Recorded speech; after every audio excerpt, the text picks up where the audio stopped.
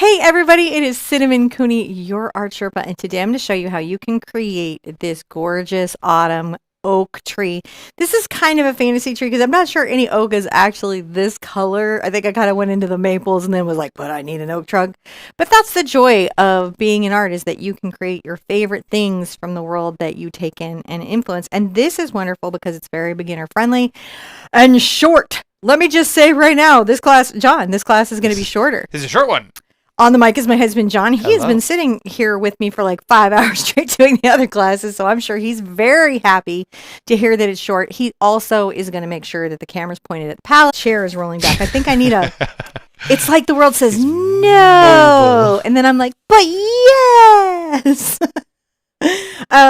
So as I'm going through and I'm explaining every technique, every tool, and everything, John is going to make sure you can really see it. Now, part of this is I'm going to demonstrate several brushes that do this technique, and I'm going to show you my favorite brush for this technique and why. But I'm going to make sure that even if you have a different brush, you are going to be able to paint your tree with the brush that you have. So we're going to cover that. So it's going to be a nice deep brush dive where we look at the different types of leaves the brushes make. I'm also going to show you a really cool trick on, even with student paint, how to get bright light leaves on top of your tree. So if you've been having problems getting the value, I'm going to help you guys get the value. And John this is stunt handing right here, because that's all you get to see is his hands. Sometimes he's on camera. If you ever want to see him on camera, we did an April Fool's where we swapped once, and he was the teacher and I was the stunt hand. So that was super fun. And I believe he did some World of Warcraft guy, Murdoch, some, I don't know, frog looking thing. It was real cute. So I respect the drawing. I just don't remember what the creature was in World of Warcraft. But you probably are all screaming at me right now, going, "It's this creature! What creature was it? It's a little frog, huh? It was a Murloc. Murloc. It's a Murloc." I think of a completely different whole property when I think of that name. So, which I know I'm twisting up. Now, this is going to be super simple. I'm going to break it down. I'm also going to give you some tips on trees, branches, like how to get a better result with your tree. Mm-hmm. All right. So you see my finished prep painting as I put my coffee down, and I'm going to swap paintings now. I've got tape everywhere. Too much tape now because this, all right. So what I do, how I keep my canvases from sliding all around my board is that I tape them down, and it is on an angle, my board, so that the camera can see it, and my head, which, because I like to lean, does not get in the way. Now let's go over the materials. The very few materials, and this will work with a lot of different brands of paint, a lot of different types of paint. Can we zoom in a little bit? We've been getting requests to be more zoomed in on a base level. Let's see here. Like as close to the outer edges on the stage, major things in the middle of a live show. Because, you know, sometimes equipment has to be removed and reinstalled.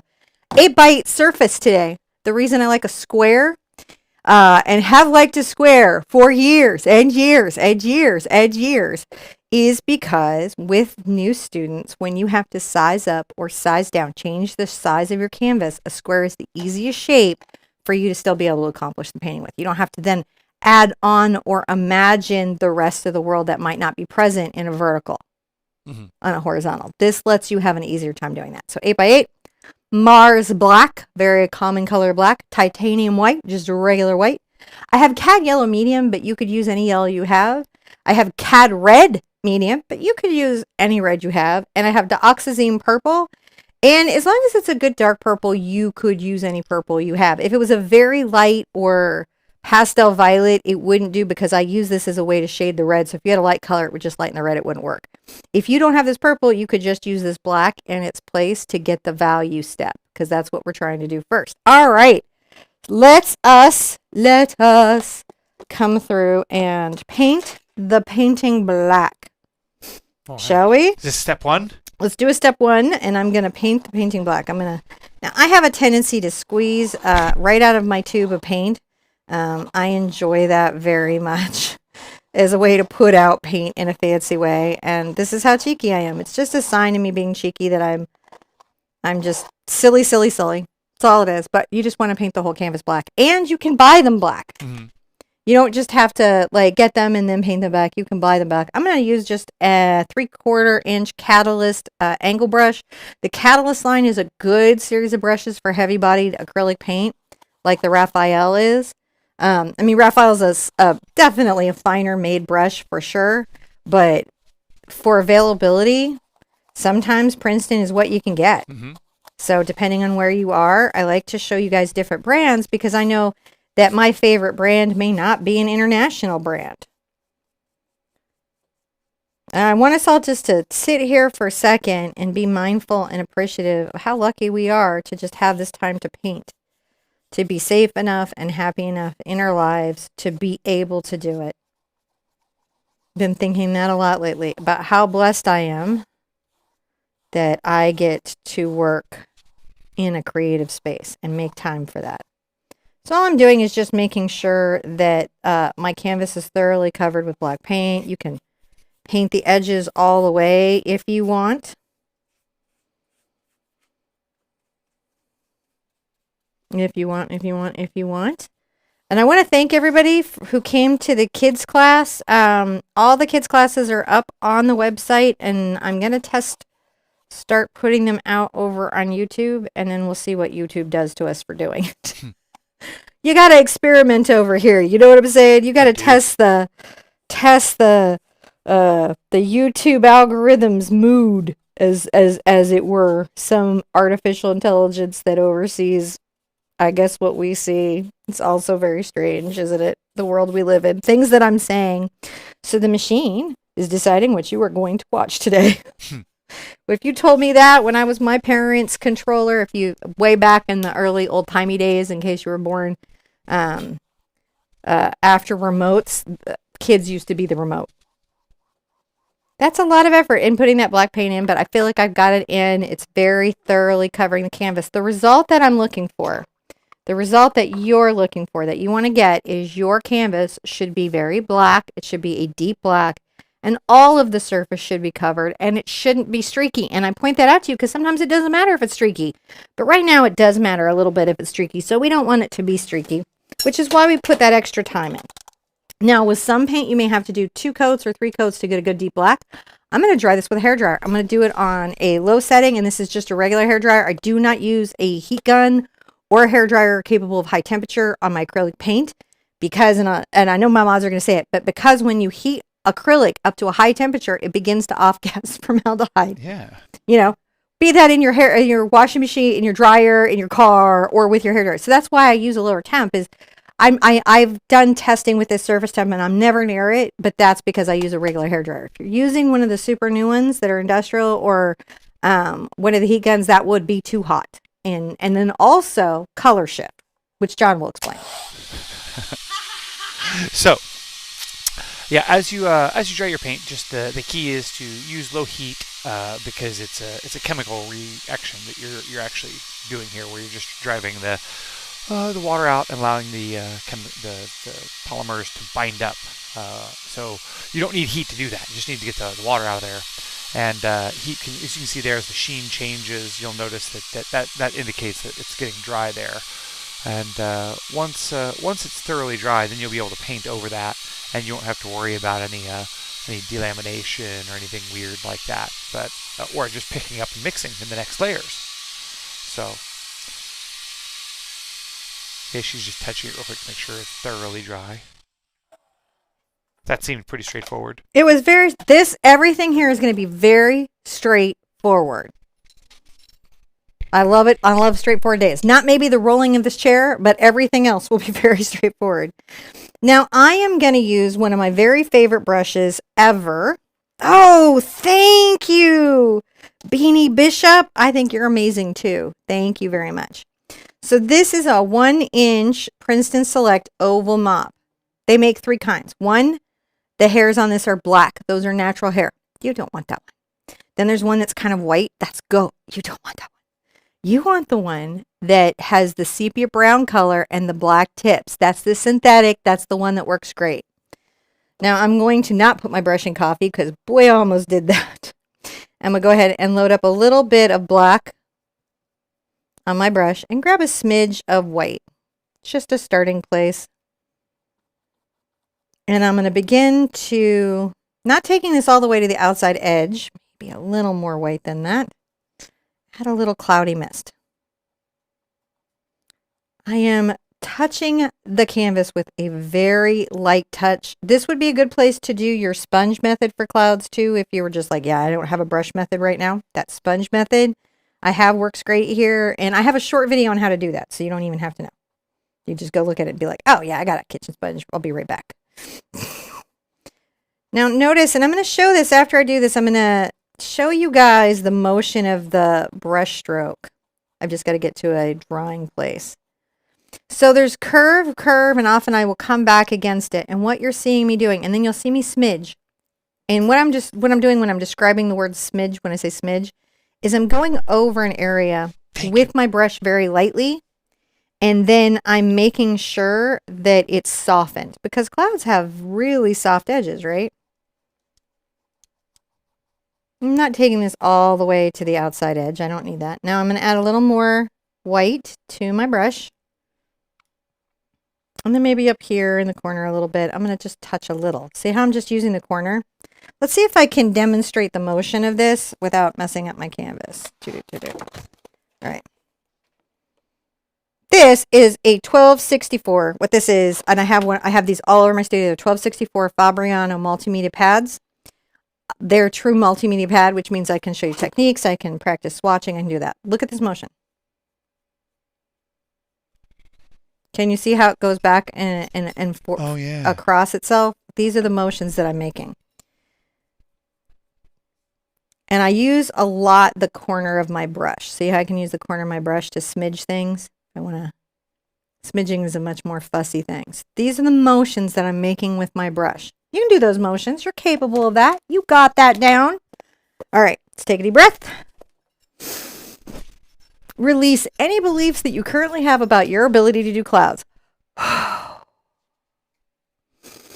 Breathe in confidence. Breathe out worry. Breathe in remembering that coloring is fun. Breathe out adulting. I don't know if TJ's here today, but you do this with me. Breathe in childhood joy. Breathe out adulting. No adulting here today. We'll do it later. Let's continue on. Back into our paint. Corner of the brush. I'm going to focus my cloud details sort of out here on the outside. So you can see I'm making little areas that are definitely lighter and mistier, but I'm leaving a dark halo around. And the reason I'm not putting a lot of really brilliant clouds in the center here is, well, because we're not going to see them. Trunk, tree, everything's going to cover it. So I'm only going to worry about my brilliant clouds where they're going to show.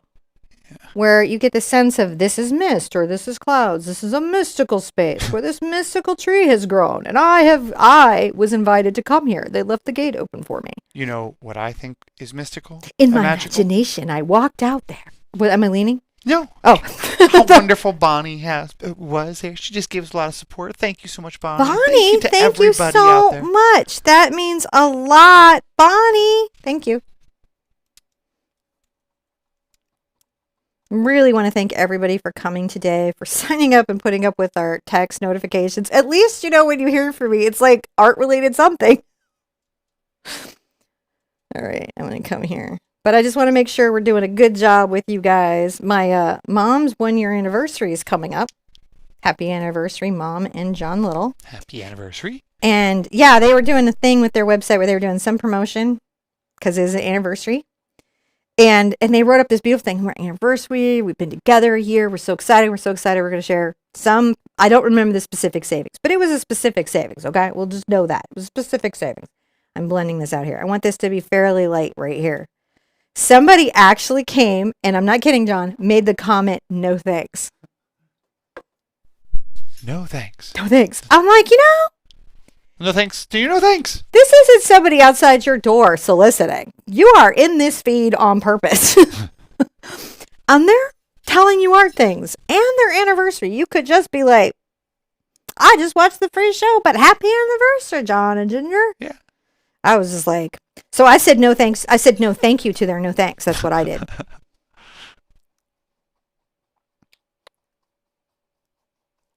So I'm just blending this out here. See, I Thank you, rinsed my Angela. brush out and I blended. Oh, wow. Angela Maxwell, thank you so much. And thank you for sharing kids art in the kids group, Angela. I really appreciate it. So appreciate all the guardians who are coming in early and being early adopters of our kids show. Well, we'll have to figure out how to be kids host. All right. So see how I've softened this down here? Isn't that soft? That's soft and blended, right?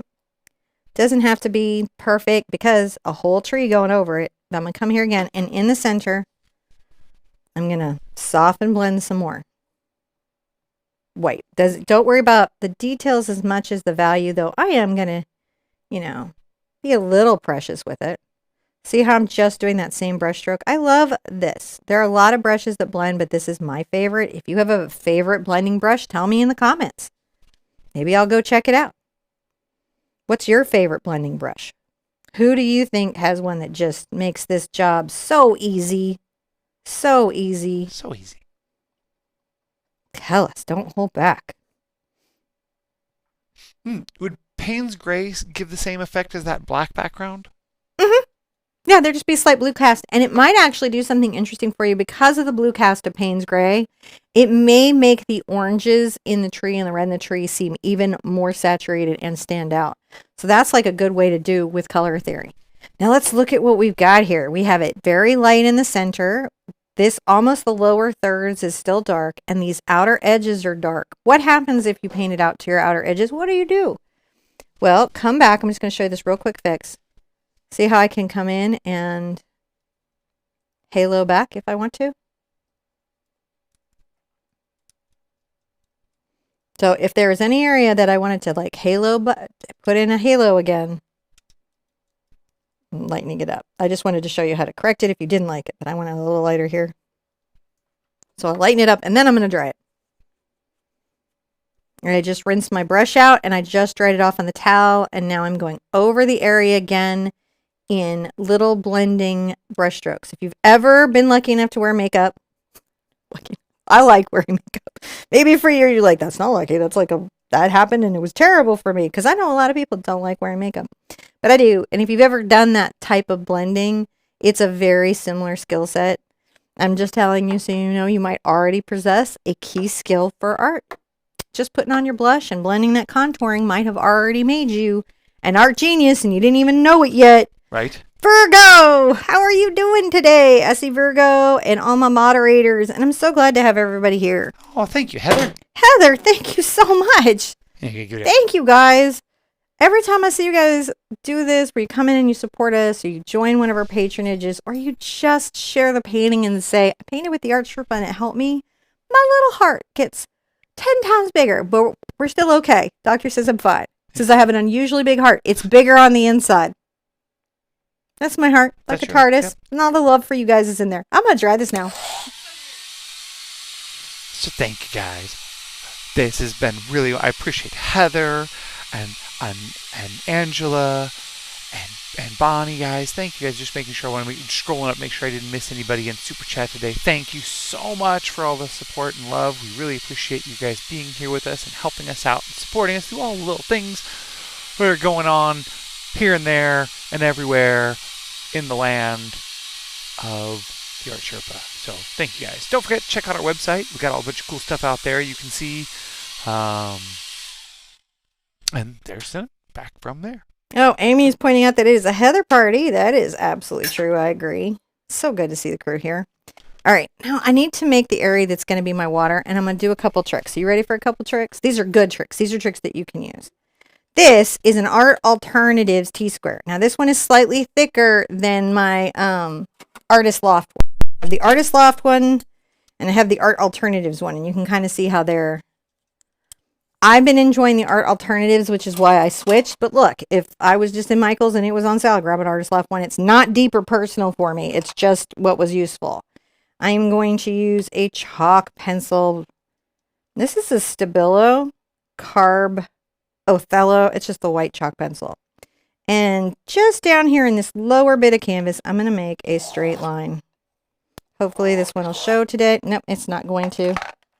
Let's try my credit color. Who shall... Nope. And that's why I have chalk tools. Why does that happen? It's because of the polymers. in the painting and the way that there we go. I got a line now. Now we can all see the line. Got a line now. I took the yellow chalk. This is a Dritz chalk tool from Joann's. It's technically for sewing, but I've used it for painting for years and I love it. It's just one of those things that was made for another industry that has made my life significantly better. The reason that I'm putting in this water line is it helps me know that below here is the water. Now I'm going to take my same brush. You could use a Bright here though. You don't have to use this brush, okay? But I'm using the same brush. This is the 1-inch Princeton Oval Mop. And I'm going to come from the sides. I'm going to get a little bit of water on my brush. Not a ton because these brushes can hold a lot of water, can't they? So much water. I'm using my paper towel to even control that. Where I have just the right amount of water. I'm going to come from the sides, brushing from the right towards the left. And not completely, and you'll notice that I kind of do it on a diagonal.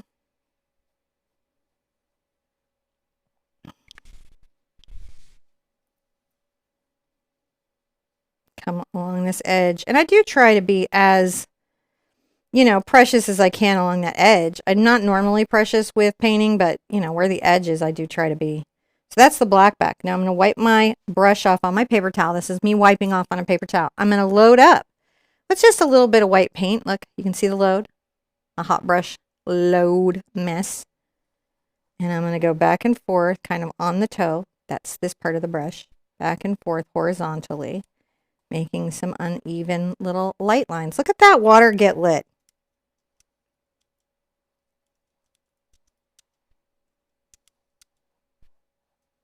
And then maybe a little more. Just to make a hot spot. See how I'm doing? Little short strokes. They're horizontal. Just like doing it. Now look, I have some experience, right?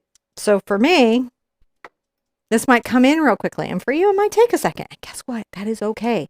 The whole joy of learning is that you get to learn. Something that I think I really like about what my mom instilled in me, even though maybe like mom and I did more painting play side by side, tangential play, because mom understood something that I have used in my own life and I have raised some really talented artists. The role of mom is such an ongoing role, right? And if you have kids that are not neurotypical, you may have to give many redirects. And no matter how gentle or well-intentioned a redirect is, there's only so many of those you get in a day before you wear your kid's good nature out. Am I not correct? Is that not kind of how it is? Like you've got so many like, no, you really need to go wash your hands. No, wash your hands. The hands, wash them, right? There's only so many of those in a day. But you still have to do it because you got to tell your kids to wash your hands. So what happens is the art teacher, your art teacher, me, the person who is an art teacher in your life, that has to be a very kind person who does not have criticism, redirection, any of those kind of parenting roles. So my mom just made sure I always had art supplies and painted with me, but did not give me instructions, was not critical of me, and only helped me when I asked. And then made sure I had access to a lot of teachers, which is what I did with my kids. I do side-by-side play and ask only questions, and I definitely let Luna tell me how it's done. And I try to just be a kind of passenger there with them, and then have them pull me in and have other teachers take that kind of role where they're like, no, you need to add a shadow because this doesn't. And let me tell you, every time I think that our relationship has changed and I can give feedback, I'm super wrong. And it's kind feedback. I don't give mean feedback, but sometimes you just don't want to hear it from your mom. Let's do a quick drawing segment. And then let me dry this and then we'll draw something. Okay. All right. Take it.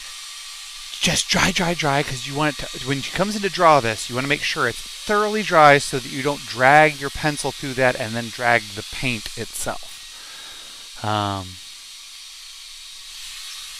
So just make sure you thoroughly dry it. Shouldn't take but a second. Make sure that paint's all dry before you go in there. And the chalk does reasonably well if you're doing your sketches and things. Okay. So hopefully that's good advice. I think so. I hope so. All right. I'm going to come back to the page I've already used. So we're going to do a little... Yeah, we're going to talk a little bit about trees. I'm going to grab a pen, whatever I've got. Make this a step? Let's call this drawing a tree a step. All right. We're going to do this. We're going to put on glasses because... And I'm just going to talk to you about trees. Actually, I'm a generous person. You want to see something just... That's really good. Look at how beautifully that pulled away. And guess what? This is 9 by 12. Not this. This. Which means it's easy to frame. That's fine. It makes me very happy.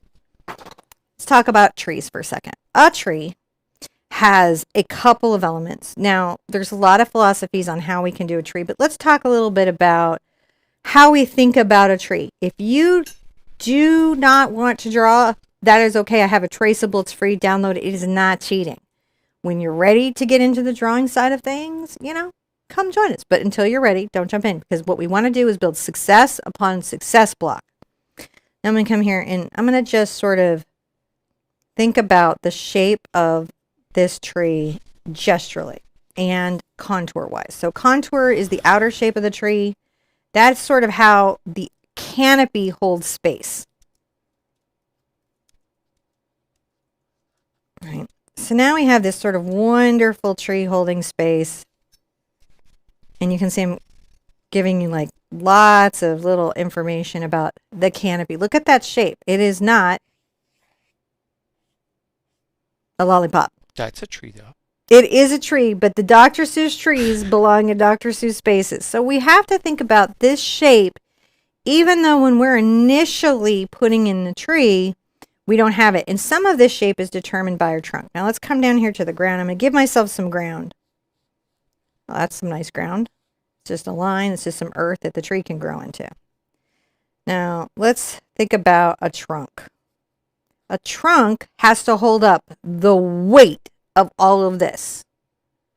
So it's important to think about how your tree might hold that up. Now I've made this little rough kind of growing line. And I'm going to come here, and it's not parallel, is it? It is angular, but it's thick and weighted. Now this shape may move a little bit, but overall, when trees grow up, they're going to get thinner, and when they have a branch coming off, it gets thinner, and then that branch gets thinner, and then that branch gets thinner, right? So you're ever wanting to thin out as the tree goes. Mm-hmm. So I know that this is going to be the thickest part of my tree whenever. Now I always like to put a knot in it, and I've done that since I was a kid. So I'll go there. This is pretty good. I need a branch to support that.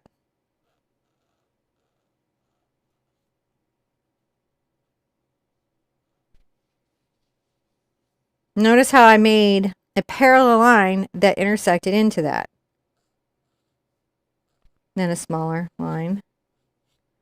I do this with my brush sort of freehand as I go into a painting.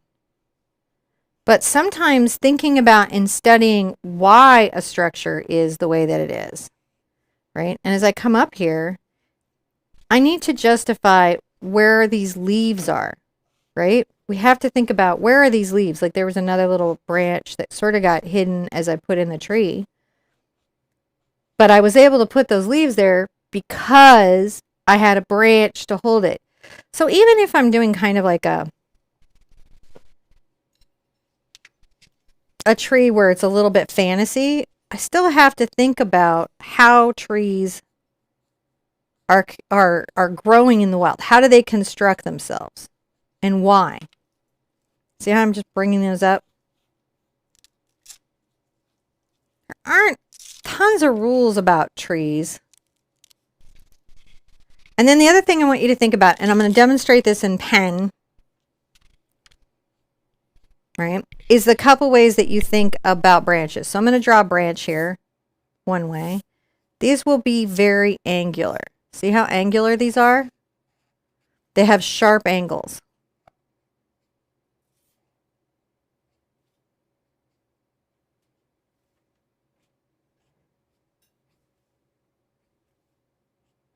Maybe they have like knots and twists.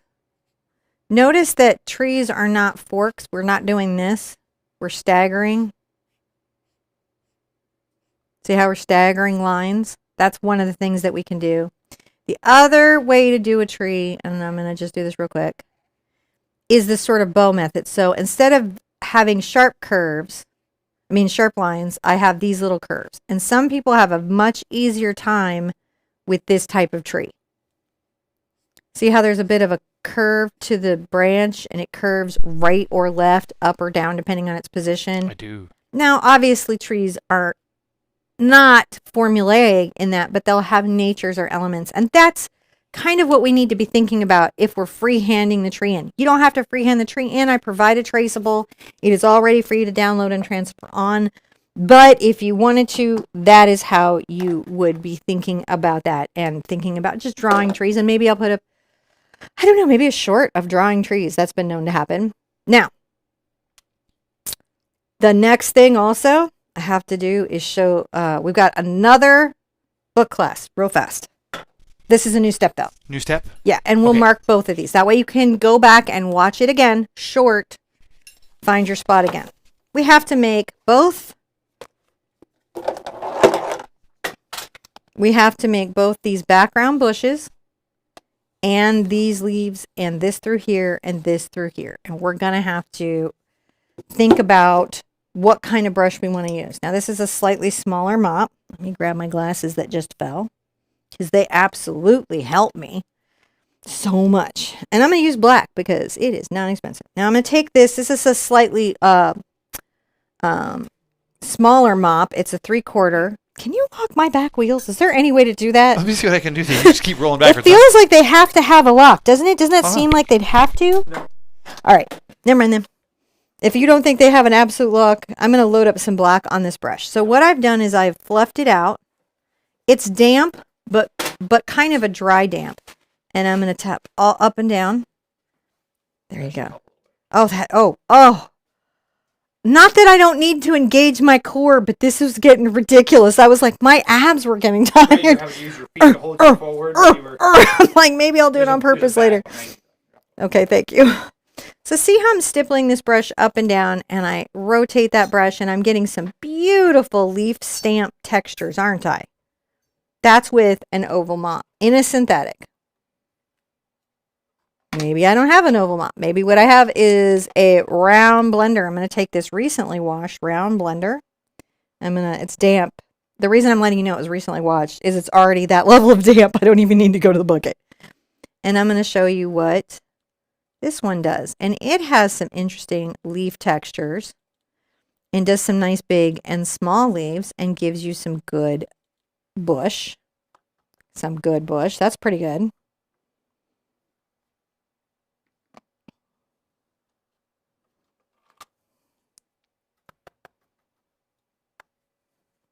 This is something called a D brush. This is by Raphael. It's the Artany. It comes in Textura and Artany. And it has a rounded backside for blending and a sharpened edge for a line. It's really lovely. And it does some really terrific, look at that kind of bush. But what you're probably noticing, if you can, even though you probably are having trouble yet calling yourself an artist, you should.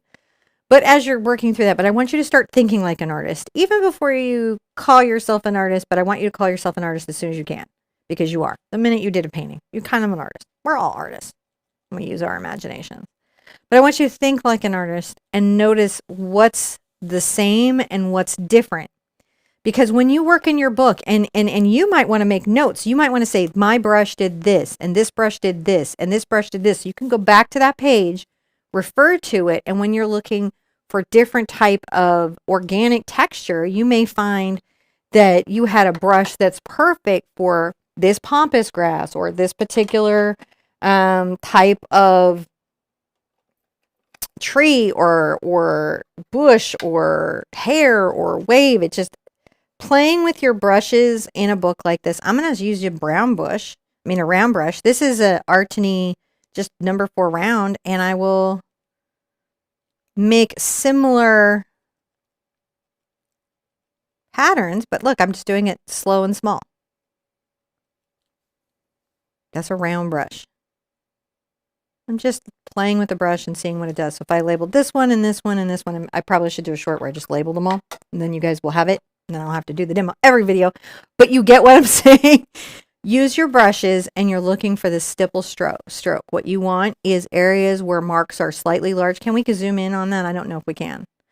See where there's areas where the marks are large, but some areas where the marks are tiny, tiny, small. A variance in mark size is what I'm looking for, and what artists are looking for is like, how does this make mark? This one's a little more blended.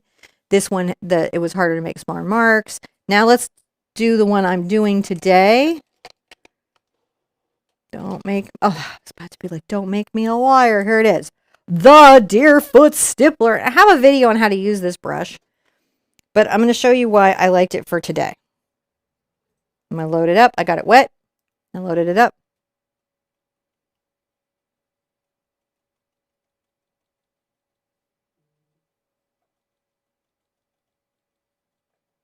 It gives me a nice effect over a lot of area. Lots of big and small marks. By rolling the brush, look, I can make thick areas, fine areas. I have a lot of control. So that's why this brush ended up being my choice today. But you can see any of those would have worked. That's the brush thing. New step. All right. New step, new step. Sorry. We're going to make a little V of bushes. I'm going to start with my black. Isn't it good that we practiced all that? I'm going to come up, about to the midway point of my canvas. Make little leaves up and down, because bushes they're weird little messy bits, aren't they? Very solid through here. I don't really cross my line because I want that water line to stay what it is. Mm-hmm.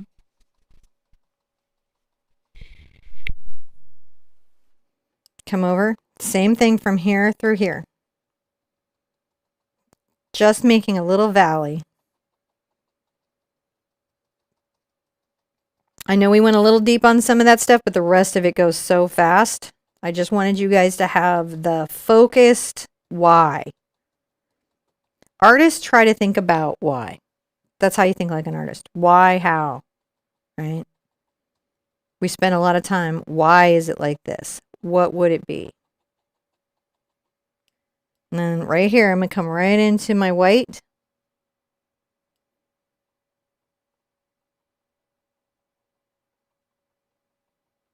Just the tops.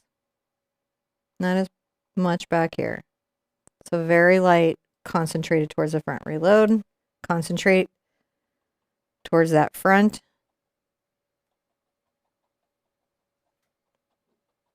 Sorry. Concentrate towards the front.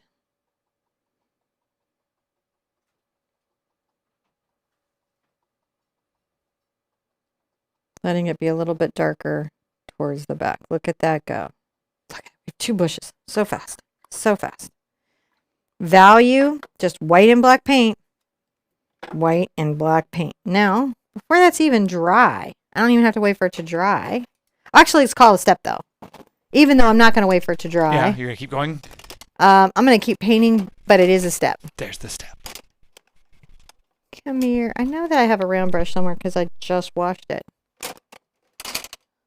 I hope I don't have to go looking in the sink. There it is. All right. Losing brushes down the drain is not my favorite. So right here,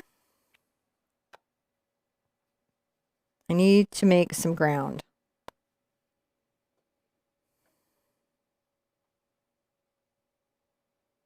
Make a black streak right across that open center. And see how the contrast really reveals that right away?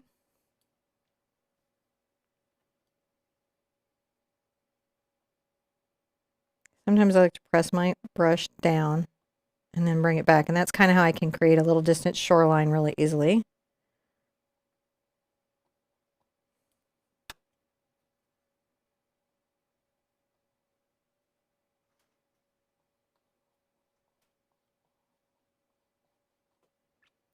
Very, very easily like improve my little shoreline by going back and forth. Then I'm going to come down here.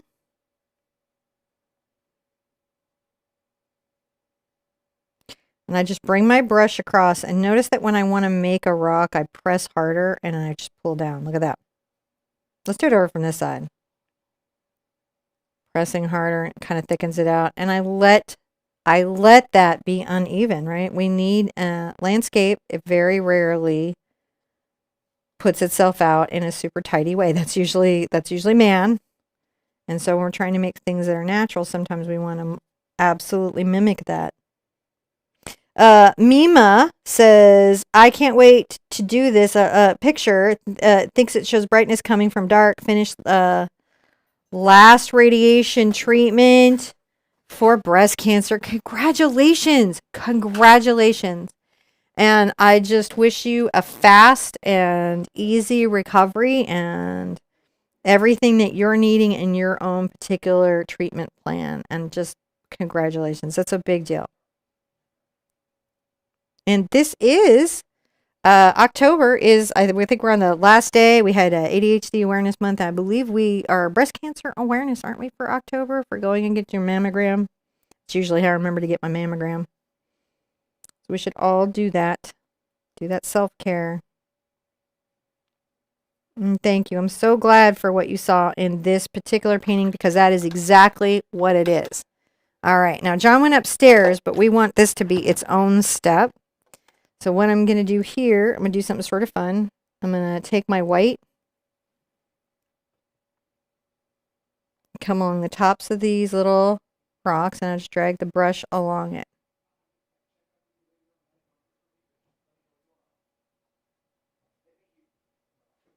Now where this is maybe towards the back, I can add more and making little rough strokes through here. I can add a little landscape. And because it's sort of wet, you can see it blends on the canvas. The trick to rocks is that you just want to hint at them. There are lights, there's darks. Right here at the center, maybe I might come over a little with some more highlights. And then when we put the bushes back on, man, it just comes in real quick. How you doing, John? Very good. Just had a little phone call come in.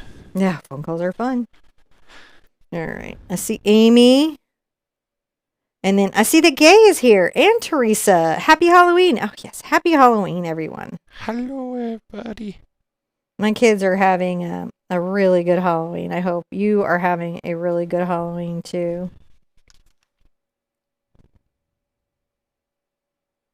Yeah, just build up light. I know I'm going to put bushes and things there, but these little moments can make it feel a little more rocky.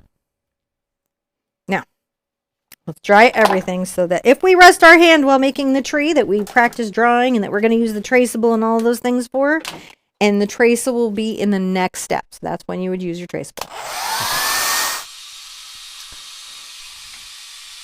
So, we're going to take, man, there's so many people out here seeing you guys today. Happy Halloween.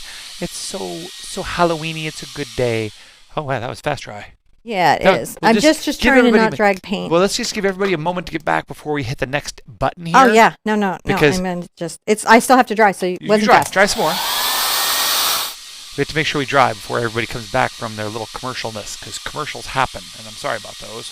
It's part of the YouTube system that we have to try to at least allow them during those times. So, okay, you back there? Mm-hmm. I'm back. And you're ready for another step. I am. Super ready. Now, I'm going to take my round brush. This is one of my favorites. This is a number 6 Sepia by Raphael. It comes in a 2-pack. It comes with a tiny brush and this brush. They're both pretty tiny, and I really like them.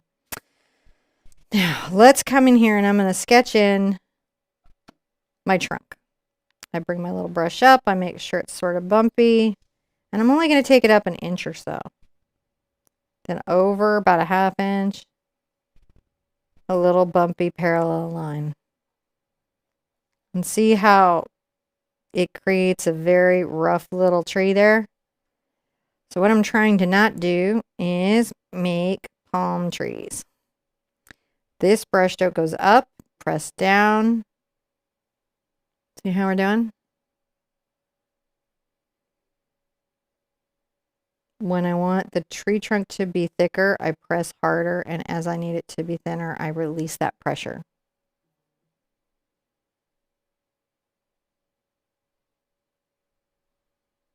Some of these tree branches absolutely get painted wet. But it's good practice for us, and it helps us think about how our trees mount.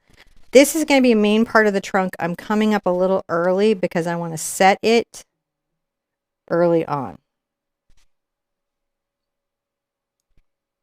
This will be some of the canopy that breaks away from its little friends. But see how this lets us build our tree and see our canopy and start to see this one come in. Yeah, I'm going to lose some of this to the process, but I'll put some of it back in. And this little thinking here helps me see the branches in the tree. Let's thicken this one up.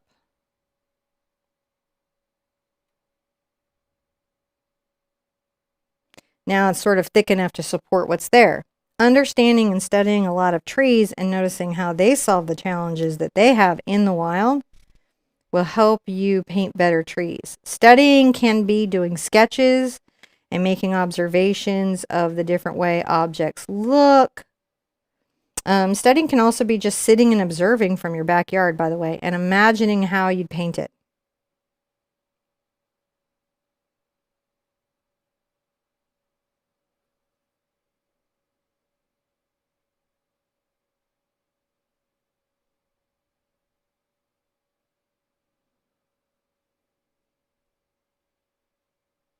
I like the process of making a little bit of the tree as I go.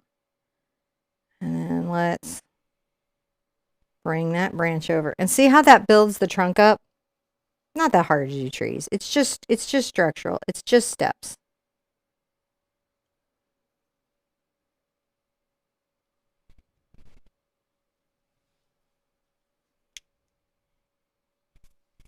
And I think I'll do this on the white paper so you can really see the brush stroke, because it will really, really help you. I just want you to see it for itself. Yeah, I'm not going to touch it to the paper. I'm on the canvas. All right. So when I'm coming up, see how that almost creates the tree branch? Yeah. So I'm kind of letting the brush do what's called splitting. You want to keep it in a fine line, which is what I have here. So it's a good idea to practice this. All right. So when I'm coming up, it's like kind of a bump.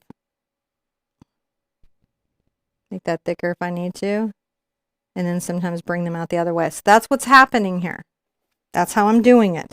I have a question on Fine Art Friday. Can you post pictures or just art from a tutorial? Can't post pictures. Well, Teresa, you can post pictures from my art for a tutorial all week. On Fridays, if you did something original, not from another teacher's class, but original, you can post on Fine Art Friday. It helps us if you tag it Fine Art Friday, so we know that you're showing us an original. And then pictures, we actually do allow people to post other pictures. Like if you were gardening and you did some like creative something in your garden, or you painted your fence, or just like it's a photograph of something creative, or you were at a museum. So we do generally, but we try to keep it art related and within the rules of the group. I'm just making sure I like that one. I'm going to paint over a lot of this so it doesn't even matter. Now let's call that a step. That's all we need to do.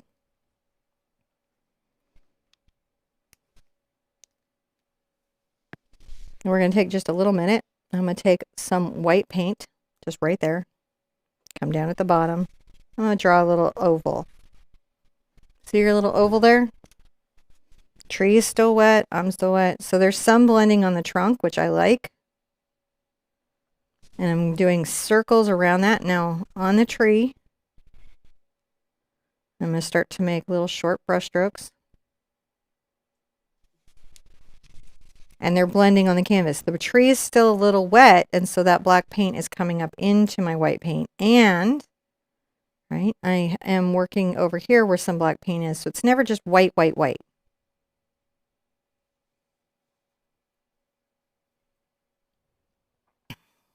Get a little water.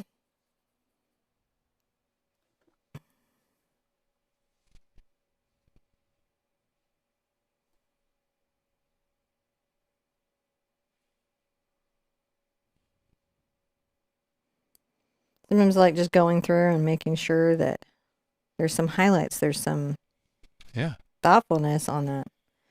I can also come through here and make sure that we can see our land. See how we just went back and forth and just went land, land, land. I know, that's so weird how that works, but it does. It just goes land, land, land. A bit lighter there and just sort of work it out. And you can see I'm just using this to shade some of the branches, aren't I? I'm adding a little bit of a highlight. Don't do the best work of your life because a lot of this just vanishes into the canopy. But what peeks out is wonderful. And then you'll know what to add at the end. And that's a tough thing to know. So this process lets you know what you're thinking about adding.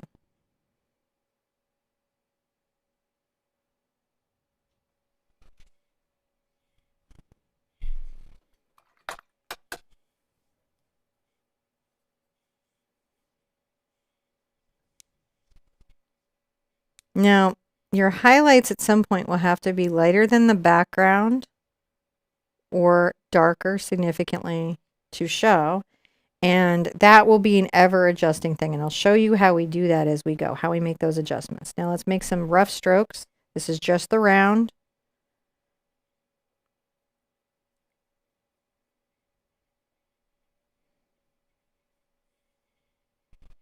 Let's go. We're just adding little highlights to our branches. That's all we're doing. They're not white. They're kind of a light gray white.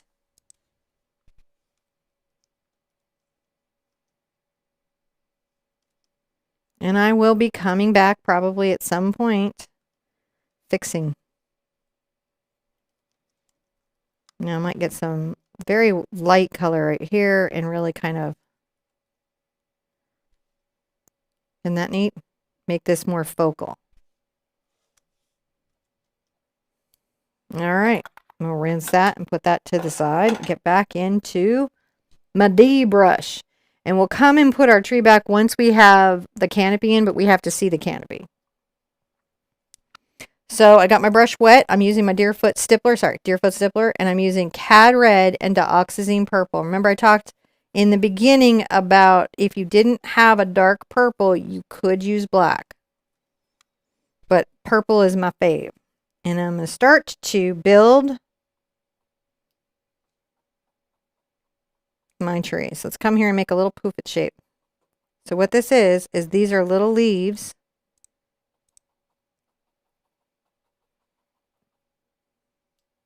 that are now living on those tree branches.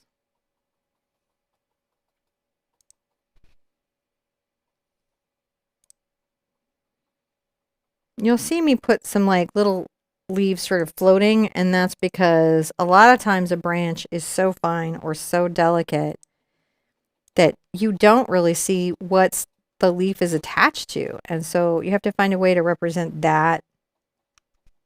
Bring a little bit across here. See, I roll the brush.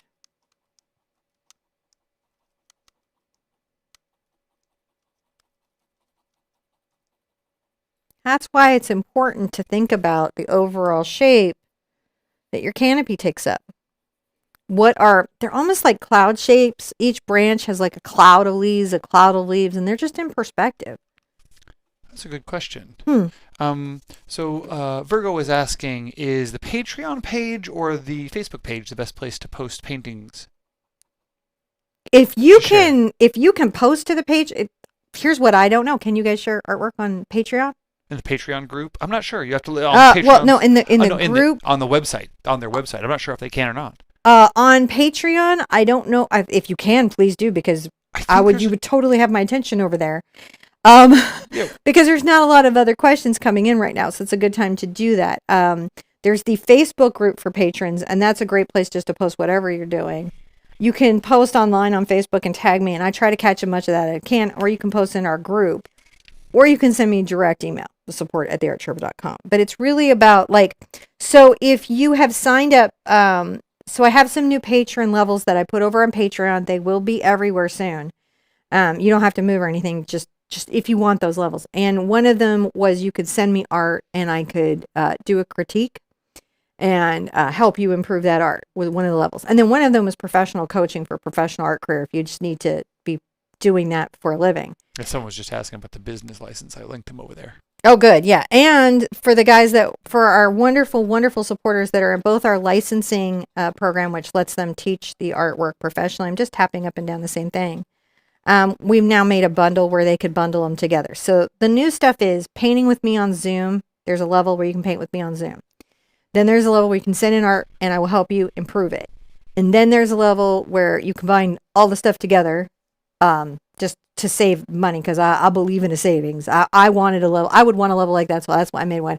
And then there's a professional coaching one where I'll help you with your art business.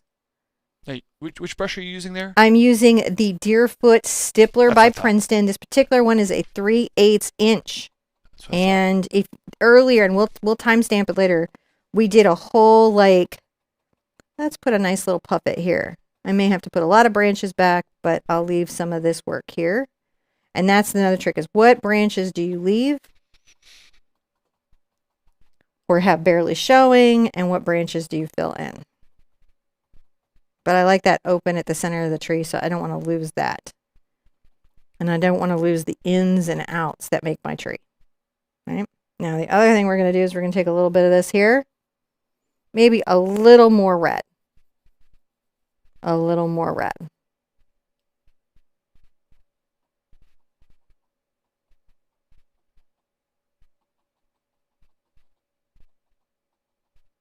Bring some of it. Some of the plants should be here and there, right? Because they would grow on the land. Right? And then we have some wonderful up front.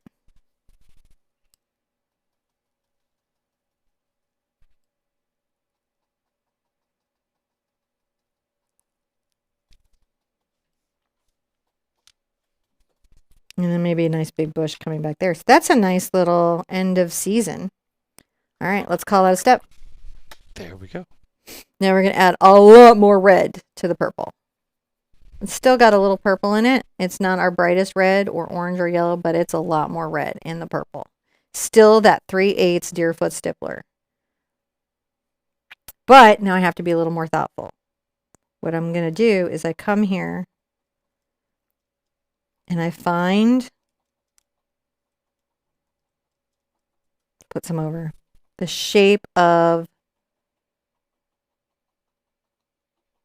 the branch. Do you see how I kind of went a little bump, a little bump, a little bump, and a little bump here? Yeah. Or I see a little bump right here. Let's paint that little bump right there. Do you guys have trouble? So one of the things that I can do that I don't know how easy it is for you all to do is, do you know how to find the edges in clouds and the edges in trees so that you can highlight and shape them once you paint the contour in? How hard is it for you guys to find the tree's shape? Mm-hmm. Or the shape that you know how we talk about happy accidents? Happy accidents are great and they do happen, but they're only helpful to you if you have a way to turn them into something.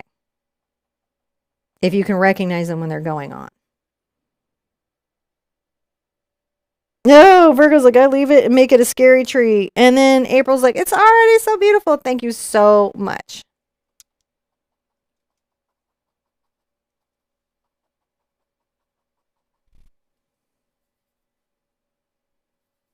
But the new kids class, that is just right now on Facebook, and you can find it past episodes on the website. And also all the free gifts and things. That's just a community class. Though if you're over on Patreon, I have a post about it over there so you can find everything easily. And then it's on the Traceables tab on our website as well. And I tried to make sure that you had your resources in the video post. This is already so beautiful. I agree with April. See how we're just finding the tops of the trees? We didn't paint a solid mass. We painted the top. Now let's find some tops of bushes. Tops of bushes are fun. Fun, fun, fun, fun, fun, fun. I don't do the other reflection until I finished all this reflection down here and the tree down there.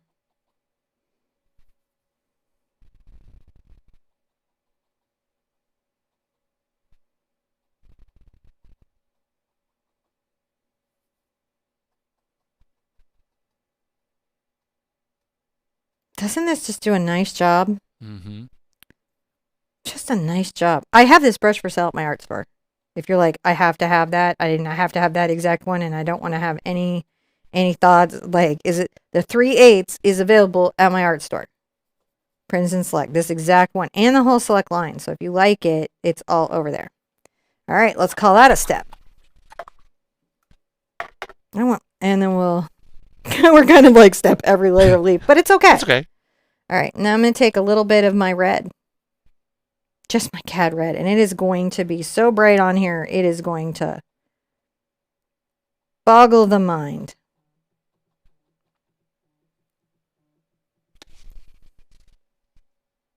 Happy Halloween, honey. How you doing?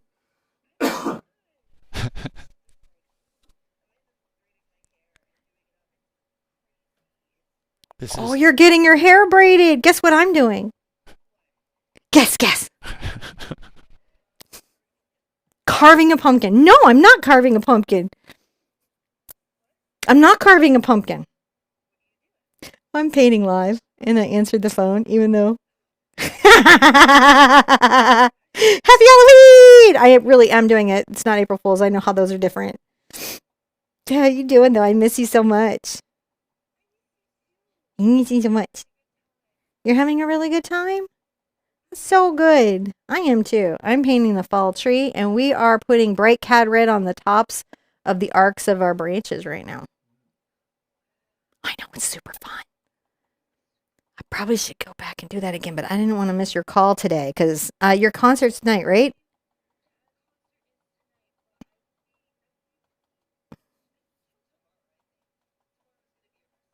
Okay, call me tomorrow. Okay. I love you so much. Have a happy Halloween and have a good time, and I'll see you soon. Yay! Love you. Bye. Love you. So to put into context, we have not seen our oldest child in a few days. They were out on a trip. So. And I'm sorry, you guys just got booted. That is the order. Kid calls and they're traveling. I'm taking that call. So I'm just trying to get the CAD red, and I'm finding the same spots on the tops. And you can see what this does is this starts to create the shape and dimensionality to the branch, doesn't it? Mm-hmm. Look at how I pieced that little bump out there. I can roll my brush to get different angles and different sides.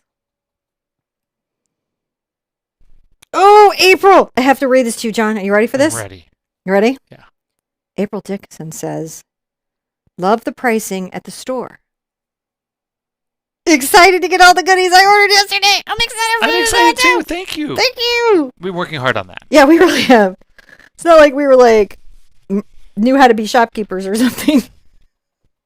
But we're working it out, and I'm so glad. John spent a lot of time trying to, as much as it's possible in the art industry because of the weird markets and stuff that's out there, just make sure that we are well in what is the brands are like, this is the right price, and this is a good price, and it's a discount rated reasonable price.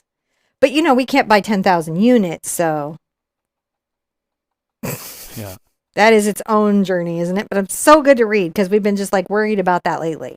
See, I'm just tapping the top, tap, making these arcs, arcing.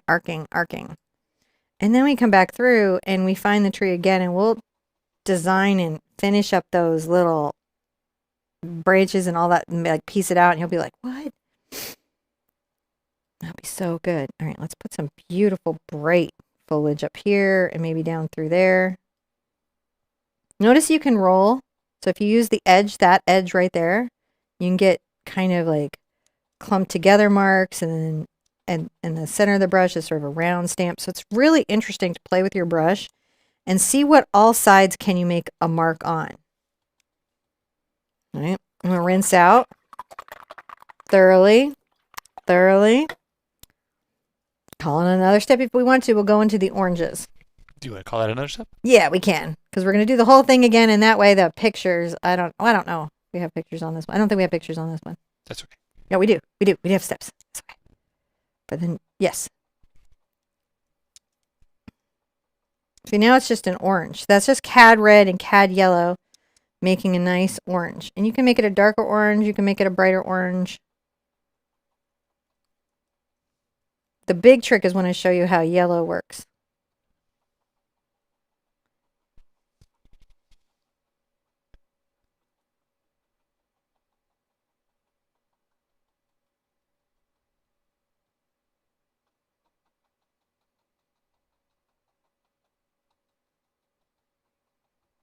Just finding the tops and highlight them.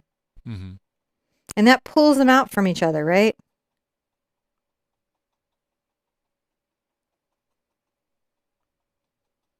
So things to do, get meditative, enjoy the noise. Things not to do, be stressed out over every single stipple, every stroke, every paint pop. It's not like that. It's a totality thing.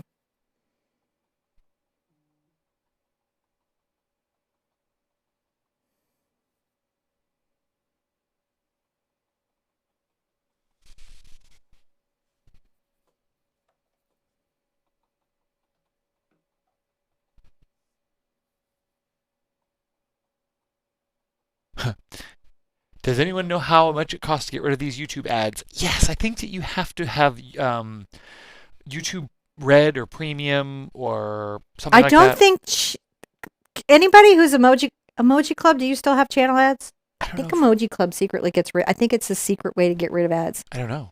on my channel. Won't work on every channel, but I believe if you become a channel member, it doesn't do ads. I don't know. Yes, I would. I'm So not, can you tell me that? I'll look that up on the article to verify that, but I believe that that is the case. And if that's the case, $2. Because that's all we've got. We've got emoji on the least expensive setting that they have as an option. So $2 should do it. But I want to confirm that with Emoji Club. Now I mix that in. I'm going to wipe my brush off on a paper towel, and that's just to make it fluffier. And if I'm concerned that my brush is fluffy enough, if my brush is getting clumpy, in other words, the little leaf patterns that I'm getting are not as nice and fine as I would like, a rinse out and a reload is in order. What I want is a very bright yellow orange, because we do the last bit with the yellow. It's so bright. There's a trick there. All right, so that's pretty good.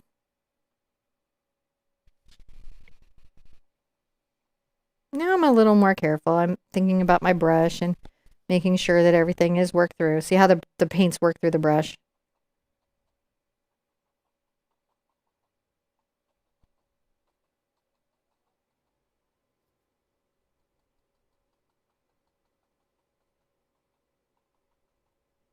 And again, find the tops, right? Find those moments.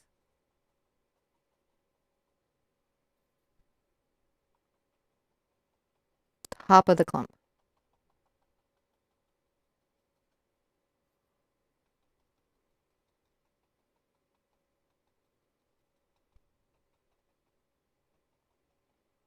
And if you lost too much of your red, I'll show you what to do when we get through the yellow. But can you see how just finding the tops of those just lets us, and then and the edges too. You can come to the edge of the branch and yellow it more. Emojis don't make the ads go away. No! No. That's how they convinced me to turn them on in the first place. Man, that's kind of... They should at least make them go away over here, right?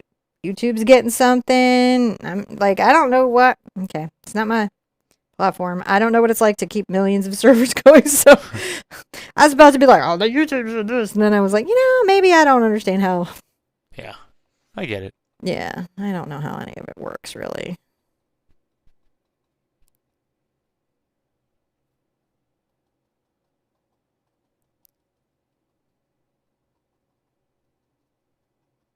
Tops of bushes. Get the bush tops. Be playful. Now, if I feel like I didn't have enough red in there, I just go back into red and look. Oh, wow. I just make sure that it's placed lower in the branch so that our little edge branches are... And you can also put the purple back the same way. So if you feel like you've gone one direction too much and not enough direction the other way, let me know. Now everything has to be dried. Everything Dried. must be dried thoroughly. Dried.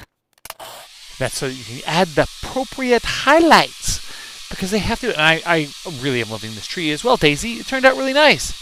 And Teresa, Emoji Club is so YouTube has these little custom emojis, and it was a thing that they enabled so that you could have for the YouTube enabled for creators to be able to give people little little things in chat to be able to make noises or make not make noises to make little emoji signs in chat because we can't talk to each other. So the only way for us to get those symbols is through the little things. So we've created custom little emojis down there that you can click on, and to get them you have to have joined the club. But don't worry about it. Like it was just a thing that so YouTube. If we don't enable things and turn them on and find a way to make and using them, then YouTube doesn't like that. So they like us to try to use all the things. So we figured out, well, that's actually kind of a cool feature. So there we go. So you get those funky little emojis down there. And it's just a fun way to interact if you do that. Don't worry about it if you don't. And if you do, that's great. We think it's cool. All right. Now we're going to do a little trick. A trick. It's a 2 hairdryer trick. Oh. First, I'm going to take my D-brush. I'm going to get into my white. And I want to make sure that brush is pretty clean. So notice how when I got into the white, there was just a little bit of paint in it. So I'm going to rinse it out again.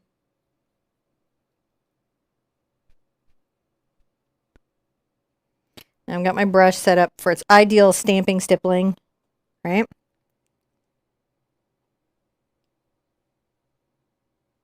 Add white. First, you're going to be like, wait, what? No. Wait till you see. That's so good. You will never, ever, ever forget this once you see it happen on your own canvas. This is a magic trick that you can do for yourself today.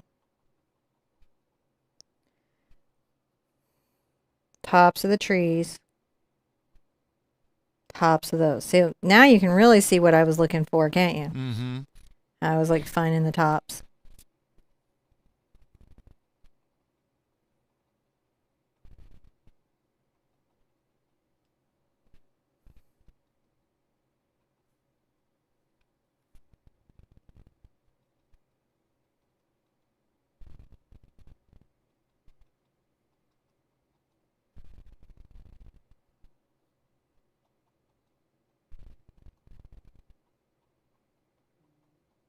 Just putting it all around those little edges so that they're just there. And I'm probably, while that's having a dry, I'm going to rinse out. And let's just make sure we have a nice orange also on our like bushes. But that'll be like nothing really past that, okay? Because that lets the tree be different than the background, which is why we're not going to carry that technique all the way to this. We just lighten them a little bit. My hand. Now everything needs to be dry. Everything? Everything. Because this is that. No, there's almost the end. Almost. We're almost the end. So much. There's a couple touches we need to do, so we're happy with our paintings at the end. So you just get there's bright highlights on there, and that just goes kapow, makes the tip of the trees dance. Oh, and thank you, Mary. I see that. Yeah. Thank you so much. We really appreciate all the support here, guys. It makes the channel go round and helps keep everything going. And we just super support and appreciate all of the help that you guys are giving us here. So thank you so much. I think it'll just be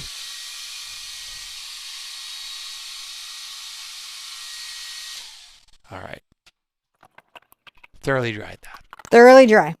Thoroughly dry. That was it, right? Thoroughly clean. Yes. Thoroughly clean and clean water. Thoroughly good. Now we're ready for the final step. Now we're ready for the, well, not final step. We're almost done. Oh, all right. So close. We have some little tweaking on our tree. We'll just do it. All right. So we're good. We're good. All right. I've taken just yellow, water on my brush, just yellow. The paint is not thick. Oh, wow. That really adds some pop. I don't leave any of the white. I do absolutely make sure that it's all covered.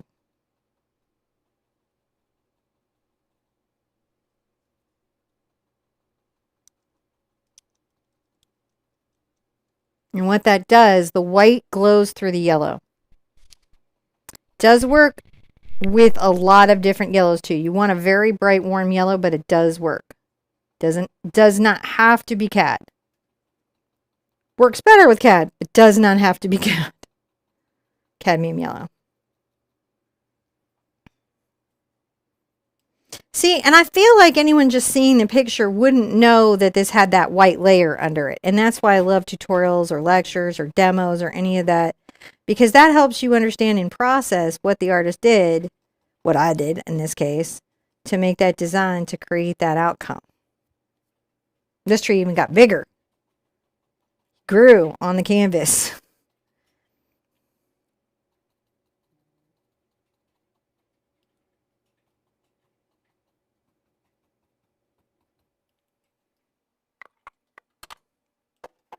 Now I will get a detail brush. Let me find my favorite. Where's my favorite detail? I just washed you today. I know I did. See me looking so hard. I'm like, looking. Nope, not you. Uh-oh, must still be getting washed. Sometimes that'll happen to me. I'll be washing a brush and I drop them down the sink, and then John's got to go dig down the sink. Don't drop your detail brushes down the sink drain. It just ruins your day. I'm going to have to just use a different one. I will use the smaller one in the set. This is a smaller one in the sepia set, and that's the one I'm going to use. So in the sepia set, it comes in a 2-pack, and this is the number 2 on the sepia set. Now, a couple things we can do. We can thin the white with water. This is water and a mister, and I can mist to the white and then come here and thin. See how I'm thinning that? Bringing the paint into the water and then incorporating it through. Or I can use golden fluid white, which is white paint, and the body on it, the polymer on it, is a thin polymer, and so it does a nice fine line. Okay, either one of those is fine. Rinse it out, or add water, or use the paint. Now I'm going to come here and with my black, I come back through my tree in a couple places. You may need to thin the black paint as well. I do have the fluid somewhere in the cabinet, but so this is what you do with heavy bodied, and you can use the fluid. Now I'm going to come back through here. Look what I'm doing. I see that. We're going to add some branches back in.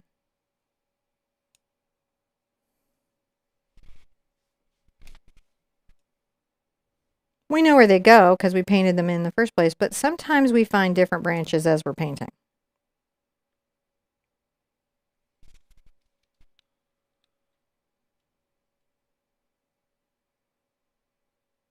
That one went back down in, right? Yeah. I don't have to make it every single leaf.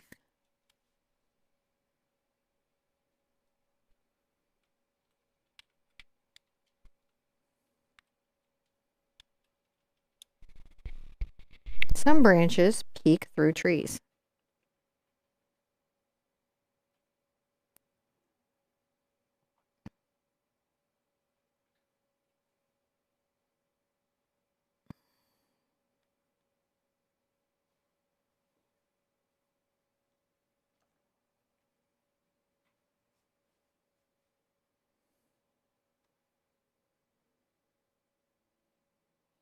This basic process is the basic core sets of skills that you might use to paint a tree.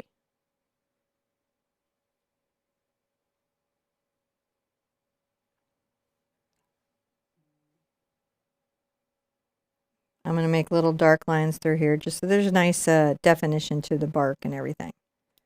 Right? I can also come in and make sure that my rocks up here have good dimensions. So there's always time to just check that you're good. Right?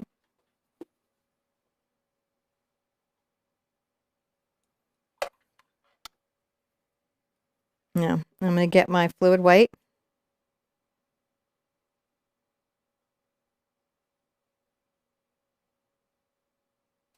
So I'm highlighting the branches a little bit. Yeah, that's looking really cool.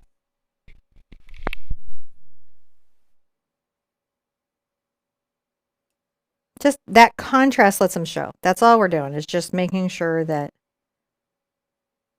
some of the structure is pieced out in such a way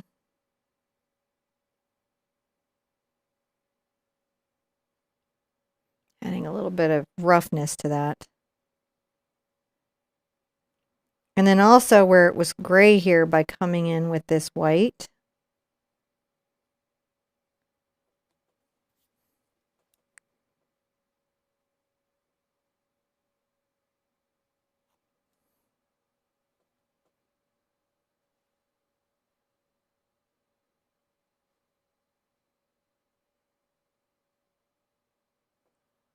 I'm going to always come back with black to thin the line.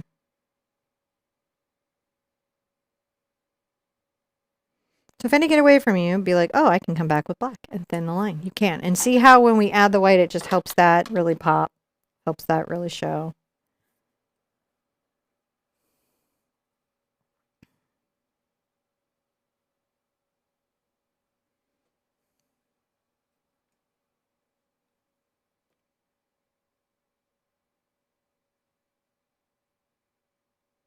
Highlights the tops of trees. Don't even, just take your time. You can use a Posca pen here if you just really, really hate doing lines with the brush, which is not unusual. Some people do. You would not be the only person who ever in the history have ever felt like that, right?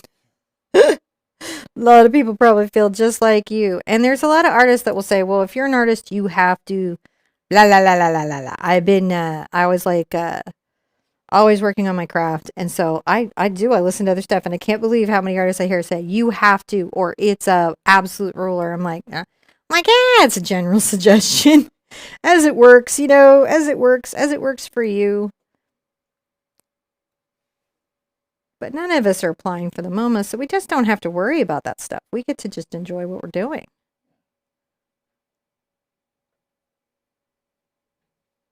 Of course, I say that. Bob says that stuff all the time, and then he just had a painting sell for $14 million.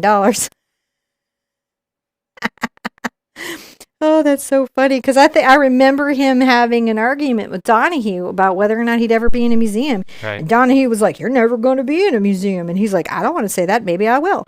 Donahue's like, you're not, dude. Be realistic. You're not. And he's like, but I might. I guess it took a minute to win that conversation, but Bob won it. He is in the museum. It did sell for a ton of money. Now I'm going to come across here, and sometimes I like to add a little sparkle.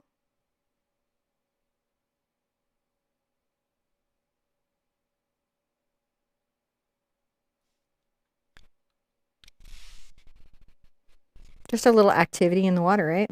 Little moments, little splashes.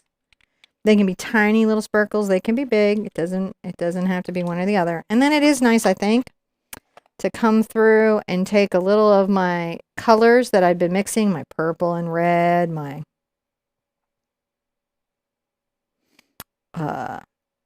red and yellow, and just drop out. See, I've just dropped a little leaves on there. Yeah. Rinse it out. Just go through the color runs. I might get some red. I might not stage it quite as stepped, but I'll make sure that a lot of what I see in my tree is out here.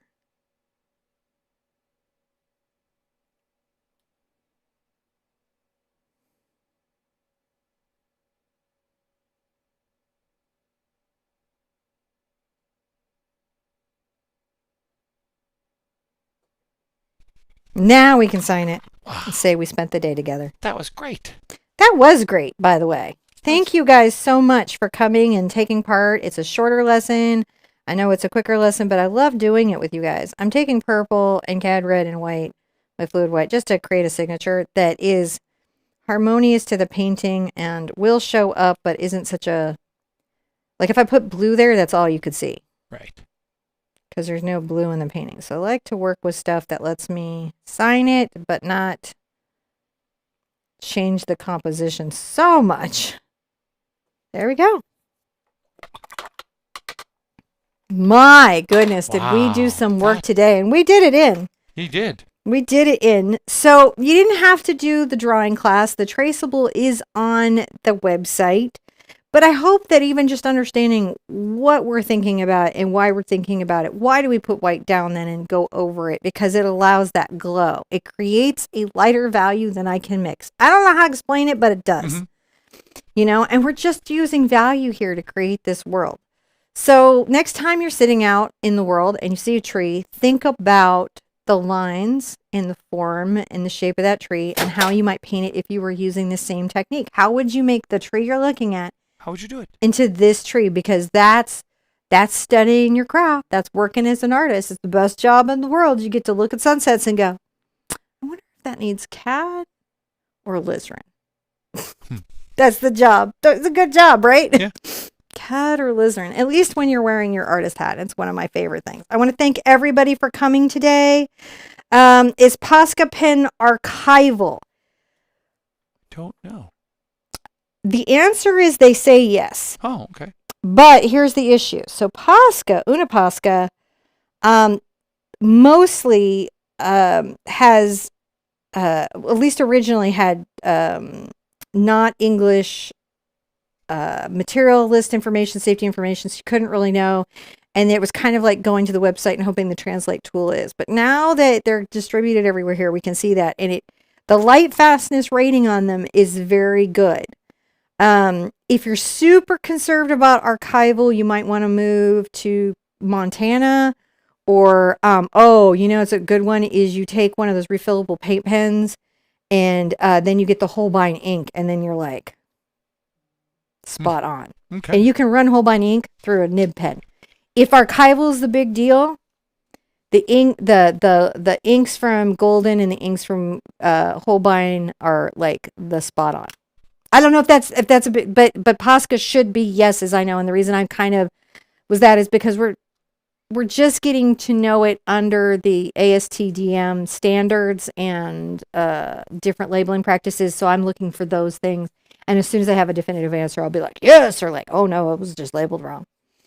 All of that. I'm super excited. So what's new in the world?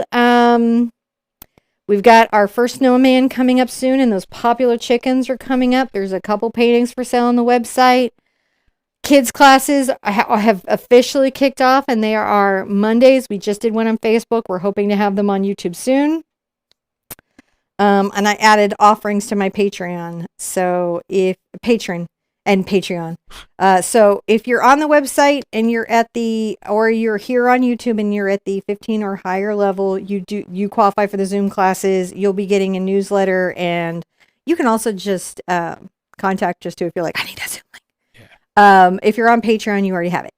And then there's the addition if you're needing critique. I've added that. You can see that over on Patreon. And by the way, they have a free way for you to look now, and I made a level 7-day free. So you can, if you've ever wanted to try it, you could go try it, and I don't mind. I feel good enough about it. So they've got that over there. So you've got coaching, painting coaching. Like if you're like, how can I make that better? Then I can help you do that. And then I have art business coaching. I will do an official announcement about this, but since you were nice enough to stay to the end of this, if you're a person who's trying to make a living, which right now they're saying to afford a house, you need to make $100,000 a year. Yeah, you're going to need some business coaching. And so that would cover that. And I absolutely believe that I have way more than that. Most people who know what I know are like charging thousands of dollars for consulting. I know that because I check the people who are charging thousands of dollars for consulting, and they don't know anything. I checked because I checked their online presence to see if they put their mouth where their money is, right? So they want you to spend $4,000 for a minute with them. I'm like, all right, how good are you? Because Jaza might be able to I might pay Jaza some serious money for some, or like, bro, like there are artists I would pay some money. Chihuly, I would give him whatever he wants. I'd love to hear what he has to say about the industry and how the gallery business works, right? Wouldn't we all? Yeah. But a lot of people charging, they don't really know what they're talking about. They're trying to make money as an artist. That's not what I'm doing. What I'm doing is saying, this is what you got to know about galleries. This is what you got to know about running your business. John's here for other elements of running your business. And if you need that and you're like, man, I got to do it, but I gotta do it. It's there. So that's what it is. That's what's new. And then Donna, thanks for your help this morning. Yes. If you ever need help, support at theartsherpa.com.